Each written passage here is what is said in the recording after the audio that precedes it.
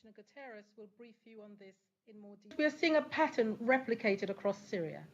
Entire neighborhoods and their inhabitants put at risk, with government and opposition military positions being established in residential areas. Indiscriminate attacks are repeatedly launched on towns and villages. Parties to the conflict systematically and in many cases deliberately fail in their obligation to protect civilians. Reports indicate open and blatant violation of the rules of war, with total disregard for human life and dignity in a climate of generalized impunity. The parties must be reminded that they will be held accountable for their actions. Madam President, the danger that the Syria conflict could ignite the whole region is not an empty warning.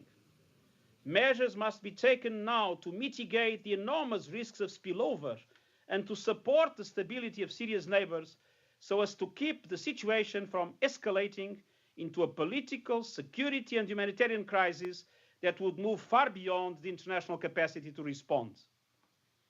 The impact of the refugee crisis on the neighboring countries is crushing, and the recent restrictions on access sound an alarm bell which must not be ignored.